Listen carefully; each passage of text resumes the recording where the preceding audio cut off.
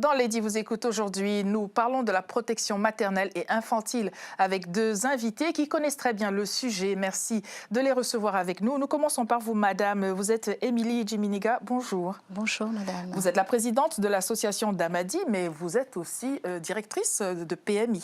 Alors, rectification, je suis présidente de l'association d'Amadi, mais oui. je suis éducatrice en centre de PMI. Pardonnez-moi, mais merci pour la précision. Éducatrice en centre de PMI, protection dans l'Essonne. Oui, il faudrait bien que ce ne soit pas ailleurs.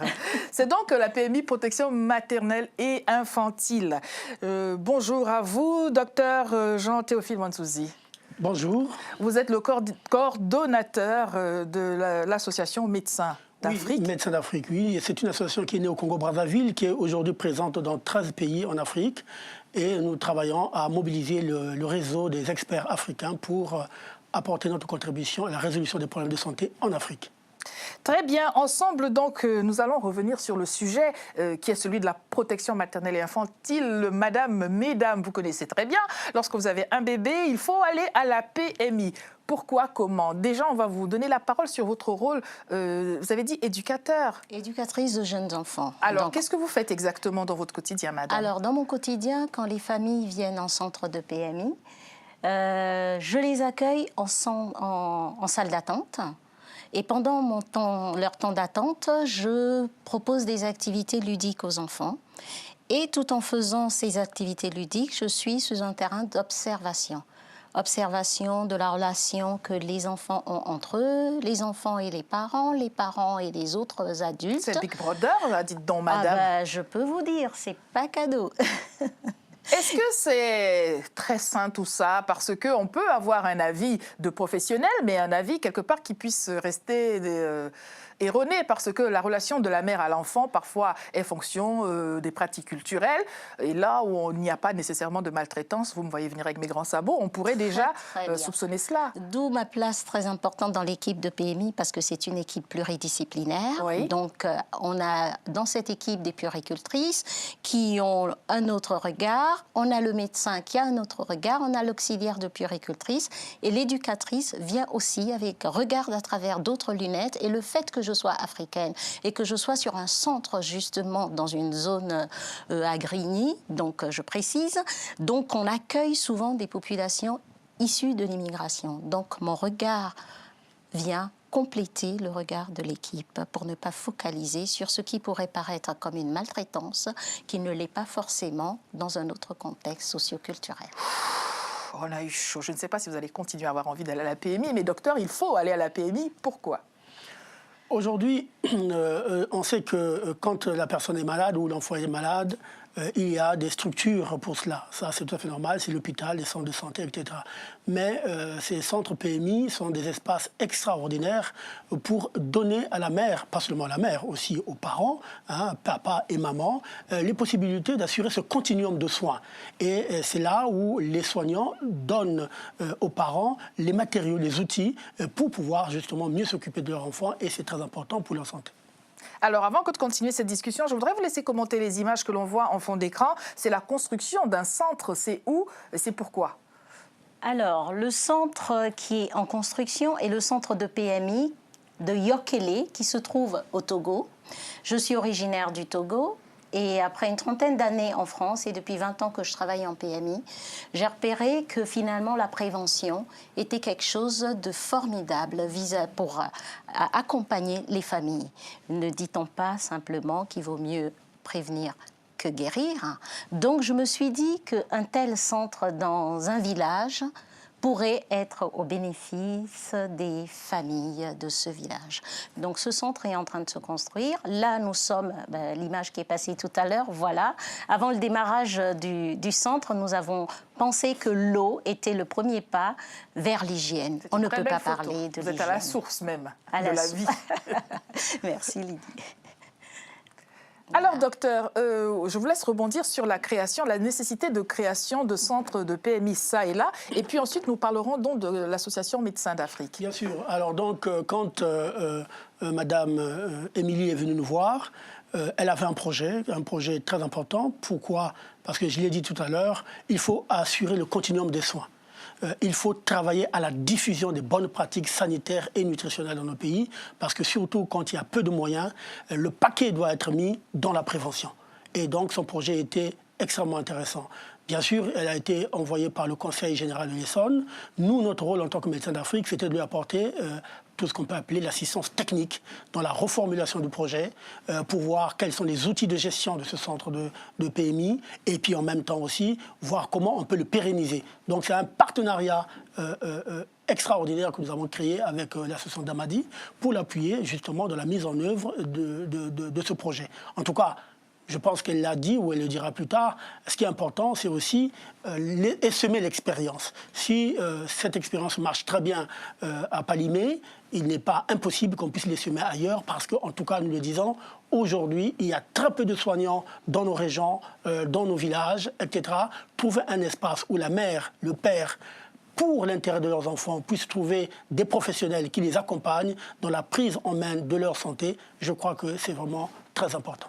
Alors, Madame Djimiga, vous l'avez entendu, il l'a dit, la mère, le père. Alors, pourquoi protection maternelle et infantile? Pourquoi pas protection, parentale et infantile? Oh ben, ça serait très bien de changer la dénomination. Oui. Alors, j'en profite pour dire au passage que nous sommes actuellement dans les 70 ans de la PMI en France. Donc, au mois de novembre, donc c'est une ordonnance de 1945. Donc, ça fait 70 ans que la PMI existe. Et pendant toutes ces années, on laissait aux soins. Les soins des enfants étaient laissés à la mère. Aujourd'hui, on a une mutation sociale qui fait que les hommes prennent leur place pleinement dans les soins à la petite enfance. Et s'ils viennent, vous les voyez venir en centre de PMI, on est PMI. surpris depuis que le gouvernement a mis en place aussi des congés pour les pères, congés paternité. Parce qu'eux, ils ont besoin de congés pour faire cela, madame. Ah ben ma foi. Normalement, on fait tout en même temps, n'est-ce pas? On ne va pas sur le plateau débattre, mais bon, on est toujours des têtes fortes. Je ne dis rien. Le docteur Benzouzi va se sentir isolé si on aborde ce sujet. C'est un homme honnête, voyons, hein, docteur? Non, mais c'est vrai qu'il faut quand même être un peu simple. C'est que pendant 9 mois, c'est la mère qui va, en tout cas au niveau de la gestation, qui va prendre le plus possible la responsabilité. Elle n'a pas le choix, surtout pendant 9 mois. Mais c'est cela. Elle ne peut pas se soustraire à cette noble tâche. Partant de cette hypothèse-là, enfin de cette réalité, il y a un lien très particulier qui va se jouer entre la mère et l'enfant. Il est donc très très important d'accompagner la mère pendant cette période-là. Mais au-delà de ça, au moment de la naissance, il y a l'allaitement qui se passe, parce que nous sommes pour un plaidoyer de l'allaitement maternel exclusif pour les 6 premiers mois. Et là encore, la mère a une lourde responsabilité. Partant de là, je pense qu'il ne s'agit pas de surajouter, de surcharger, mais de comprendre que ce lien est un lien, on ne peut pas dire sacré, mais presque, pour ceux qui sont engagés sur les voies spirituelles. Eh bien, c'est important que ce lien-là soit maintenu. Et parce que ce lien existe, c'est là que se transmettent énormément des choses. Alors, bien entendu, il y a des papas qui donnent aussi le biberon, qui assurent aussi la toilette de l'enfant, etc. Je crois que cet espace n'est pas dédié seulement à la mère, effectivement, même s'il y a l'usage de qualification. Ce qui est important, c'est que le père et la mère, les deux soient associés dans cette démarche. Vous êtes donc en train de nous dire, ou de ne pas nous dire, mais j'ai cru l'entendre, que l'intitulé PMI, bientôt, risquerait de devenir PPI, protection parentale et infantile. Enfin, je ne sais pas. C'est très joli. Alors, je vais rebondir quand même pour dire que Damadi, parce que là, on dit PMI, mais on va dire Damadi. Dada, en langue évé ou Mina, veut dire maman. Alors, on repart toujours dans ce clignotant-là. On va dire que maman prend soin de son enfant. Alors, tout ce que m'a dit, comme papa m'a dit, donc il va falloir qu'on réfléchisse à long terme. Ça sera papa m'a dit, maman m'a dit ou mes parents m'ont dit. Parce qu'en fait, c'est le discours de la mère qui rassure. Et pourquoi celui du père ne rassure-t-il pas d'ailleurs? Parce que la mère est au quotidien présent auprès de cet enfant, comme il vient de le dire. Pendant 9 mois, cet enfant a baigné en ce sein. Quand il est sorti, le pot à pot, le relationnel qui se crée dans ces premiers mois de la vie de l'enfant sont tellement importants que l'absence... Alors je dirais quand même que mère, on peut dire toute figure maternelle. Parce que malheureusement, il y a des enfants qui, à la naissance, perdent leur mère, ne l'ont pas. Donc la personne qui va jouer le rôle de ce parent nourricier va être cette personne qu'on va nommer da ou pas, ou je ne sais pas comment dire, mais ça va être ce parent nourricier qui va transmettre des valeurs à cet enfant-là. Le père, dans la relation triangulaire, sera celui qui apportera effectivement ce qui est de l'ordre de la loi, de l'interdit et de voilà. Donc alors justement, pour parler de la loi, que dit la loi aujourd'hui? Parce que souvent, les pères qui sont de très bonne volonté, qui voudraient s'occuper de leurs enfants, garçons ou filles, et souvent, quand c'est une petite fille, ça peut vite se compliquer parce que tout à l'heure, vous parliez du regard. Un père qui veut s'occuper de sa petite fille, il n'est jamais à l'abri d'un soupçon des services de santé, des services sociaux, des professionnels. C'est tout de même compliqué. Qu'est-ce que vous auriez envie de dire à ce sujet-là? Oui, je trouve que c'est parti de tout de suite. Bien sûr, il n'y a pas de fumée sans feu. Bien évidemment, c'est parce qu'il y a eu des antécédents qu'on en est arrivé à ce genre d'interrogation. Mais je pense qu'avec l'évolution, ça va tendre quand même à changer, puisque dans les mentalités, déjà, si la loi donne des congés paternité, je pense que c'est parce qu'ils sont persuadés que la place du père, elle est vraiment auprès de l'enfant. Donc on va espérer. Politiquement correct, madame. Ne voulez-vous pas nous dire précisément quel est le geste qui peut être interprété comme, ou alors quelles sont les bonnes et les mauvaises pratiques? Un papa qui veut s'occuper de sa petite fille de 2 ans et demi, de 3 ans, parce qu'il aime bien sa fille, il s'occupe d'elle comme s'occuperait de sa mère. Qu'est-ce qu'il vaut mieux qu'il ne fasse pas, notamment quand il est en PMI, pour qu'on ne pense pas à mal, tout simplement? Déjà, il faut qu'on enlève de sa tête que la PMI est là pour être jugeant. On entend bien, sauf que il y a des observatrices. Oui.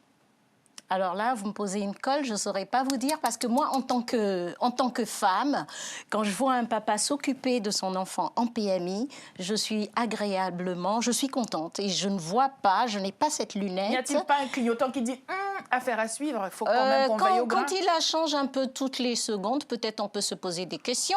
Quand il embrasse un peu trop sur la bouche, on peut se poser des questions. Bon, voilà. Donc, je pense de cela, donc. Oh là là, c'est dur. Hein. Et pourtant, je ne l'ai pas porté 9 mois. Docteur, votre réaction à ce sujet-là, et ensuite donc nous rentrons dans Médecins d'Afrique. Bon, je pense que ce qui est important aussi, si papa et maman viennent au centre, par rapport justement aux éducateurs qui sont là, on peut aussi observer la relation de couple, quelque part. Je pense que quand il y a un conflit, quand il y a des signaux, je n'ai pas dit que c'est détectable tout de suite. Je crois qu'il y a quand même des indices qui viennent qu'on peut finalement creuser. Ce qui est important, c'est de comprendre que ce centre n'est pas dédié à la mère, il n'est pas aussi seulement dédié à la mère, je voudrais dire, il n'est pas aussi dédié seulement au père. Sauf que quand c'est estampillé maternel, excusez-moi. Oui, tout à fait. Ça, c'est l'histoire. Oui, tout à fait. Mais ça, c'est l'histoire. Ça, c'est l'histoire. Oui. Aujourd'hui, on sait qu'il y a des évolutions positives. Et quand, au niveau des couples, les choses se passent très bien, moi, j'ai été plusieurs fois dans les centres de PMI. J'accompagne aussi madame et les enfants. Et tout se passe relativement bien. Je crois qu'il ne faut pas tout de suite voir dans cette relation que des mauvaises choses. Il faut comprendre que c'est un lieu de ressourcement, c'est un lieu de capacitation, c'est un lieu de transmission des bonnes pratiques sanitaires nutritionnelles, et c'est hyper important, c'est très très important que papa et maman aillent ensemble pour aller justement communier à ces connaissances et peut-être mieux assurer justement l'éducation et aussi la santé de leur enfant. C'est ce qui est important. Moi, je ne vois pas de suspicion derrière. Bon, après, ce sont des professionnels qui sont là. Ils ont des outils pour justement détecter les failles, des problèmes, des conflits ou même des crises psychologiques qui sont auprès de l'enfant ou même au sein des couples. Et l'accompagnement peut aussi aller justement à l'endroit des parents en leur disant, bon voilà, là on a détecté ceci-là, est-ce que c'est bien? On le vérifie, oui, c'est acté. En ce moment-là, on les dirige vers d'autres professionnels qui sont des psychologues, des psychiatres qui peuvent reprendre le relais. C'est vraiment dans un maillage justement de la société à travers justement ce réseau d'acteurs de santé qui peuvent mieux accompagner les parents pour l'éducation sanitaire de leur enfant. Nous voyons l'association Damadi en fond d'écran depuis un moment et j'aimerais bien que madame vous puissiez commenter cette photo. Où est-ce que cela se passe? C'est déjà sur le terrain. Qui sont ces personnes? Alors, Damadi, c'est une association. Une association qui est née en France, donc à Viry-Châtillon, en 2012. Et les personnes qui sont là sont des personnes de la ville de Viry-Châtillon, de Draveil, de l'Essonne en tout cas, qui sont membres de l'association. Et c'était lors de la fête des associations de la ville de Viry-Châtillon, donc en septembre, que ces photos ont été prises. Ils sont tous membres actifs parce que, comme on dit, hein, une seule main ne lave pas le visage. Voilà, donc on a besoin, dans le cadre de la solidarité, des uns et des autres. Et dans Damadi, il y a des professionnels. L'idée peut venir d'une personne, mais si elle ne fait pas écho dans le cœur des autres, si elle n'est pas portée ensemble, on s'échoue lamentablement. Alors, parlons de Médecins d'Afrique. Quelle nuance y a-t-il entre Médecins d'Afrique et Médecins sans frontières? Bon, cette question m'a tellement été posée que finalement la réponse est beaucoup plus facile. Non, il s'agit tout simplement de la responsabilité des Africains par rapport à leurs problèmes de santé. Je dis toujours que je n'ai pas le droit d'exiger une responsabilité collective si je n'obéis pas à la loi de la responsabilité individuelle. Carité bien ordonnée commence par soi-même. Exactement. Aujourd'hui, sur le terrain africain, toute la documentation existe qui semble montrer que nous avons là affaire à non pas seulement une région où l'homme a pris naissance, mais il s'agit également d'un continent d'avenir. Et les ressources matérielles, techniques, il n'y a rien concrètement qui empêche aujourd'hui l'Afrique à décoller. Les ressources humaines existent également. Les Africains ont été formés dans les plus grandes écoles du monde. Ils n'ont pas seulement été les premiers, parfois ils ont été les meilleurs, même dans leur structure de formation. Nous avons tous les ingrédients. Maintenant, il faut être super organisé pour être capable d'apporter une réponse. Donc, Médecins d'Afrique, comparativement à Médecins du monde, il n'y a pas une concurrence, hein, je dis très bien, clairement, entre Médecins du monde, Médecins sans frontières et nous. Cependant, Médecins d'Afrique, c'est une réponse africaine aux problèmes de l'Afrique. Cela n'empêche pas, au problème justement, de l'Afrique ou au problème des Africains? Non, oui, au problème, quand je dis de l'Afrique, ça veut dire que c'est des Africains aussi, au sens où l'Afrique est multiple également, il y a des singularités, mais nous, en tant qu'experts africains, en tant que professionnels africains, notre rôle, c'est d'apporter notre réponse aux problèmes de santé qui se posent. Seulement, quand on le fait, on n'est pas en opposition avec les autres. Les autres aussi peuvent venir pour compléter ou peut-être mieux faire, là où nous avons du mal à mieux faire, surtout pour des raisons de moyens financiers. Alors, on va parler des moyens, mais tout de même, la question sur régler les problèmes de l'Afrique ou ceux des Africains, puisque vous êtes implanté en France, Médecins d'Afrique. Alors, donc, Médecins d'Afrique a son siège international à Brazzaville, au Congo-Brazzaville. Donc, notre direction générale se trouve au Congo-Brazzaville. Par contre, moi, ici, mon rôle, c'est d'être le coordonnateur Europe de Médecins d'Afrique. Ce n'est qu'une succursale, je pourrais dire, d'une association africaine, panafricaine, basée en Afrique, travaillant à 95% sur des problématiques de santé exclusivement africaines. Pourquoi une succursale en France et pas en Chine et pas en Inde et pas je ne sais où? La diaspora africaine est un peu partout. À partir du moment où cette diaspora se retrouve en Europe, en Asie, en Amérique, leur responsabilité aussi, je l'ai dit tout à l'heure, c'est que je n'ai pas le droit de demander ou d'exiger une responsabilité collective si je n'obéis pas à la loi de la responsabilité individuelle. Donc ce ne sont pas seulement les Africains qui sont en Afrique qui doivent prendre leurs responsabilités, ce sont aussi des Africains qui sont ailleurs, de la diaspora, qui doivent aussi apporter leur contribution à la résolution des problèmes de santé en Afrique. Nous sommes au Japon, nous sommes aux États-Unis, nous sommes au Canada, nous sommes en Europe. Partout il y a des Africains, vous faites un devoir d'être présent. Il y a des Africains, leur responsabilité, c'est de s'engager. Et nous devons communiquer auprès de cette diaspora pour leur dire il y a des enjeux, il y a des possibilités, ne soyons pas fatalistes, l'Afrique est le continent de l'avenir. On ne va pas le répéter, mais c'est le continent de l'avenir. Tous les clignotants sont là qui prouvent bien que l'Afrique est un continent d'avenir. Maintenant, il faut le croire et se mettre au travail et être organisé. Nous verrons qu'est-ce qui va se passer dans 20 ans, 30 ans. En tout cas, le bras que vous bougez pour asséner ces vérités est tel que vous êtes vraiment convaincant. Juste une question, puisque les Africains nous regardent, hein, ceux de la diaspora et ceux qui sont sur le continent, c'est peut-être l'occasion de lancer un appel solennel. Que voulez-vous dire à chacun individuellement qui vous regarde? Moi sur ce point-là, sur la responsabilité individuelle. Oui, c'est-à-dire que la tradition... Alors la caméra est là, juste en face de vous. Dites-le leur dans le bleu des yeux. Chacun, chacune. Voilà. Je vais d'abord le dire en langue, dans une langue africaine, c'est toujours aussi intéressant. c'est que les ne sont pas kautominanga makinuko, bunde dangana kabaseti langa do singako, qui a gagné. Ça veut dire tout simplement qu'on ne peut pas. Langue? Ça, c'est en Kikongo. Très bien. Donc, on ne peut pas élaborer une stratégie de développement en comptant toujours exclusivement sur les autres. Voilà la tradition.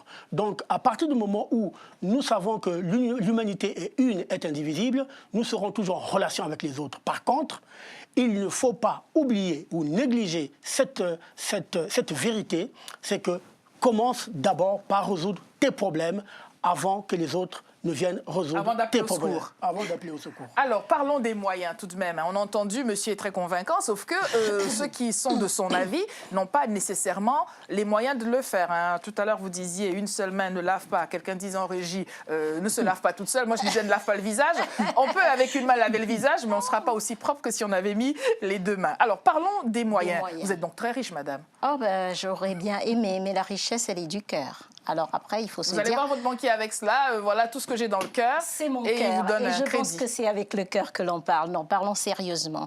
Je pense que ce que vient de dire le docteur Benzouzi, c'est que moi, c'était dans l'objectif... C'est justement parce que je suis de la diaspora que j'ai cette envie de pouvoir réaliser quelque chose sur ma terre natale, que j'ai élaboré ce projet, cette association, avec l'accompagnement des uns et des autres. Donc les moyens, c'est déjà les adhésions que nous avons, qui ne sont pas énormes, mais on a des gens qui ont la main sur le cœur. C'est pour ça que je reviens au cœur. Oui. On a pu solliciter la région Île-de-France, qui a cru en ce projet et qui nous a subventionnés. On a sollicité le conseil départemental de l'Essonne et c'est justement lors de cette demande de subvention au conseil général qu'ils nous ont orientés vers Médecins d'Afrique en disant « Ah oui, maintenant il faut mutualiser. On a des experts qui sont en Afrique, tournez-vous vers eux et peut-être qu'une fois qu'ils vous auront accompagné dans ce qu'ils ont déjà eu comme EQL, parce qu'effectivement, quand on démarre dans un projet, ils ont, eux, construit plus de 50 centres de santé, donc ils ont l'expertise et l'expérience. Ils peuvent vous accompagner pour ne pas refaire les mêmes faux pas qu'ils avaient fait au départ. Donc, on a eu subvention de la ville de Viry-Châtillon, et puis on a des personnes qui ont vraiment la main sur le cœur, une personne que j'aimerais juste nommer, qui n'aime pas, mais je donnerai juste son prénom. Vous allez vous fâcher. Alors, il faut choisir entre nommer la personne qui ne veut pas être nommée et perdre des subventions, prendre le risque d'en perdre. De toute façon, je ne peux pas, Damadi ne peut pas exister si Françoise n'était pas intervenue un jour. Les propos, on peut les avoir, on peut les penser. Elle m'a encouragée. Alors, Françoise qui? Allons jusqu'au bout. Je ne dirai pas plus parce que là, elle va me destroyer. Je dirai juste Françoise, elle se reconnaîtra. Je ne veux pas vous fâcher avec Françoise. Nous vous disons merci, ce serait malheureux parce que j'aurais bien aimé qu'elle soit avec moi sur une personne qui a apporté... Qui a cru, qui a apporté, on peut dire, 75% de subvention dans ce projet. Et je pense que sans elle, parce qu'on dit banalement chez nous que quand vous avez un projet, un fardeau de bois, si vous le laissez par terre, on ne vous aidera pas à vous le mettre sur la tête. Arrivez à le porter sur les genoux, on vous aidera à le mettre sur la tête. Et bien, avec la collaboration de Françoise, nous avons pu mener notre projet à un niveau qui a rendu crédible, si bien que les autres subventionneurs ont assuré en disant... Ils ont suivi, ils ont dit s'ils sont capables d'aller à plus de 50% de leur investissement de fonds propres, eh ben, on ne perd rien pour les aider. Et je pense qu'ils sont Alors, tout de même, sur un point, c'est important, pour avoir accès à ces subventions des institutions, c'est peut-être parce que vous-même, vous êtes professionnel de santé que vous êtes au fait de la question, parce que les gens qui nous regardent ont aussi des projets qu'ils ont envie de mettre en place, mais ne connaissent pas nécessairement les rouages. J'ai juste envie de vous dire, madame, monsieur, vous voulez, vous aussi, un centre de santé dans votre village, une case de santé, une PMI, une PPI, vous savez, protection paternelle, parentale et infantile. Écrivez à Lady, vous écoutez @telesud.com pour que nos invités aujourd'hui puissent recevoir votre message et vous accompagner, qui sait. J'ai pas nommé un subventionneur important, c'est le Forim, qui justement aide les personnes issues de l'immigration qui ont un projet dans leur pays. Alors, pour rappel, le Forum, c'est une plateforme d'associations issues de l'immigration qui étudie votre dossier, parce qu'il ne faut pas venir juste en se disant avec sa bonne volonté, sa petite association chérie. Il faut répondre à certains critères, très certainement. Bien sûr, mais c'est vrai aussi qu'elle a remercié Françoise, c'est tout à fait vrai, légitime, et c'est important de le faire. Mais ce qui est aussi important, c'est que quand elle est venue, je parle d'Émilie, nous voir au siège de Médecins d'Afrique, nous avons vraiment regardé le dossier pour essayer, ensemble avec elle et l'ensemble de mes collaborateurs, pour le mettre au niveau. C'est aussi important, c'est-à-dire qu'aujourd'hui, il ne s'agit pas seulement d'avoir le cœur, il ne s'agit pas seulement d'avoir l'idée, il faut aussi être capable de rédiger un document technique qui permet de convaincre les autres. Effectivement, comme elle a dit, à partir du moment où 50% des financements étaient déjà trouvés, le reste pouvait se faire. Donc, alors, nous terminons là-dessus. Nous voulons vous remercier tous les deux d'avoir accepté notre invitation. Très bonne continuation et courage pour vos projets d'infrastructures de santé dans vos pays d'origine respectifs. À demain. Merci. Merci beaucoup.